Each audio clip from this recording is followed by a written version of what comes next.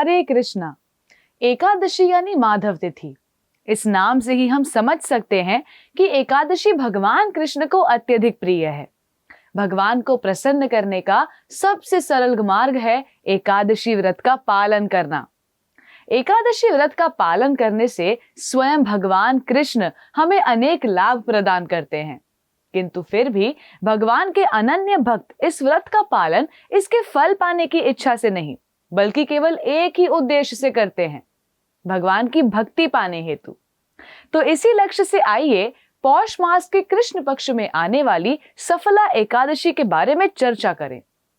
भविष्य उत्तर पुराण में यह वर्णन आता है कि एक दिन युधिष्ठिर महाराज भगवान कृष्ण से प्रश्न पूछते हैं, हे मेरे प्रिय कृष्ण, आप मुझे बताइए कि पौष मास के कृष्ण पक्ष में आने वाली एकादशी का पालन कैसे किया जाता है। इस दिन किनकी पूजा की जाती है और इस पवित्र दिन की कथा किस प्रकार है। उत्तर में भगवान कृष्ण एकादशी के पवित्र दिन का गौरव सुनाते हैं। वे युधिष्ठिर महाराज से कहते हैं, हे राजाओं में श्रेष्ठ, जैसे सभी सर्पों में श्रेष्ठ शेषनाग है, सभी पक्षियों में श्रेष्ठ गरुड़ देव है, सभी यज्ञों में श्रेष्ठ अश्वमेघ यज्ञ है, सभी नदियों में श्रेष्ठ गंगा जी है, सभी देवों में श्रेष्ठ विष्णु है, उसी प्रकार से सभी व्रतों में श्रेष्ठ एकादशी का व्रत है। इसलिए एकादशी के व्रत के अतिरिक्त मैं किसी और दान या यज्ञ से प्रसन्न नहीं होता, लेकिन जो भक्त एकादशी का पूर्ण रूप से पालन करते हैं उन भक्तों से मैं बहुत प्रसन्न होता हूं, क्योंकि एकादशी मुझे बहुत प्रिय है, ये मेरा दिन है। भगवान कृष्ण आगे कहते हैं, पौष कृष्ण एकादशी को सफला एकादशी भी कहा जाता है। इस दिन फलों का भोग लगाकर धूप और दीप के साथ भगवान नारायण की पूजा उपासना की जाती है। पूरी रात जागकर ध्यान लगाकर कीर्तन करना चाहिए। जो एकादशी व्रत का पालन करता है वो मेरे द्वारा पूजनीय हो जाता है। अब भगवान कृष्ण युधिष्ठिर महाराज को इस एकादशी से संबंधित कथा सुनाते हैं। एक बार एक बहुत ही विशाल राज्य हुआ करता था जिसका नाम चंपावटी था। ये शहर राजा माहिष्मता के राज्य में था। राजा के 4 पुत्र थे, जिनमें सबसे बड़े पुत्र का नाम था लुम्बक। दुर्भाग्यवश ये बहुत ही पापी था। ये दूसरों की पत्नियों पर जबरदस्ती करता था। साथ ही उसे बहुत सी बुरी आदतें थीं, जैसी जुआ खेलना, मांस खाना। वो ब्राह्मणों से, वैष्णवों से, देवताओं से सबसे बहुत द्वेष करता था। जब देखो उनकी निंदा करता था। इस प्रकार इस व्यक्ति ने अपना जीवन पूरी तरह से व्यर्थ कर दिया। इसके गलत कर्मों के कारण इसके पिता का धन समाप्ति पर आ चुका था। जब राजा माहिष्मता ने अपने पुत्र के इस स्वभाव को देखा तो वे समझ गए कि यह क्षमा करने योग्य नहीं है और उन्होंने अपने पुत्र को अपने राज्य से निष्कासित कर दिया।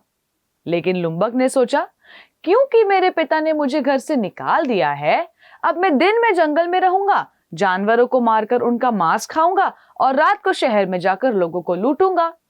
और इसी प्रकार उसका ये जो पापमय जीवन था वो बढ़ता ही जा रहा था। उसकी दिनचर्या पाप से शुरू होती थी और पापमय कार्यों पर ही खत्म होती थी। अब हुआ यूं कि सफला एकादशी का दिन आया। उसकी पहली रात लुम्बक ठंड से कांपता रहा और सो नहीं पाया। अगली सुबह उसका स्वास्थ्य इतना खराब हो चुका था कि दोपहर के समय जब सूरज नजर आया, उसे थोड़ी गर्मी मिली तो उसने चलने का प्रयास किया, लेकिन उसके हाथ पांव इतने कांप रहे थे कि वो चल नहीं पा रहा था। उसमें अब इतनी भी शक्ति नहीं बची थी कि वो जंगल में जाए, जानवरों का शिकार करे और उनका मांस खाए। तो उसने क्या किया, आसपास के वृक्षों से गिरे हुए फलों को एकत्रित किया और अपने वृक्ष के नीचे पहुंचा और बहुत ही दुखी अवस्था में वे भगवान से प्रार्थना करने लगा कि हे हरि, आप मुझ पर कृपा कीजिए और इन फलों को स्वीकार कीजिए। उसने ना चाहते हुए भी सफला एकादशी का पालन किया और साथ ही भगवान को भोग भी लगाया। भगवान उसकी सेवा से बहुत प्रसन्न हुए और उन्होंने उसे वरदान दिया। तो एकादशी की अगले दिन सुबह सुबह एक सफेद रंग का बहुत ही सुंदर घोड़ा लुम्बक के बिल्कुल पास में आकर खड़ा हो गया और उसी समय आकाशवाणी हुई, कि भगवान वासुदेव की कृपा से और सफला एकादशी के व्रत का पालन करने की वजह से उसके सारे पाप नष्ट हो गए हैं और उसे उसका राज्य वापस मिल गया है। वो उस घोड़े पर बैठकर अपने राज्य वापस जा सकता था। इस प्रकार लुम्बक का जीवन पूरी तरह से बदल गया और उन्होंने न केवल अपने पिता का राज्य संभाला, साथ ही वे भगवान कृष्ण के बहुत बड़े भक्त बन गए और वृद्ध अवस्था में अपने राज्य सहित अपने सारे उत्तरदायित्वों को अपने पुत्रों को सौंपकर स्वयं के मन और इंद्रियों को कृष्ण को समर्पित कर दिया।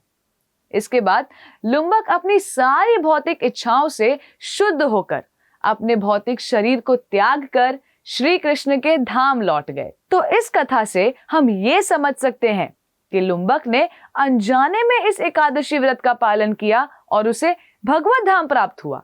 श्री कृष्ण युधिष्ठिर महाराज को बता रहे हैं कि जो भी भक्त इस कथा को केवल श्रवण करता है उसे राजसूय यज्ञ करने का लाभ मिलता है। जो भक्त इस एकादशी का सख्ती से पालन करता है उसे 5000 साल तक तपस्या करने का लाभ प्राप्त होता है। तो आइए हम भी इस सफला एकादशी के व्रत का कृष्ण को स्मरण करते हुए सावधानी पूर्वक पालन करें और साथ ही हरि कथा श्रवण करें और अधिक से अधिक हरि नाम का जप करें। आप सबका बहुत बहुत धन्यवाद। हरे कृष्णा।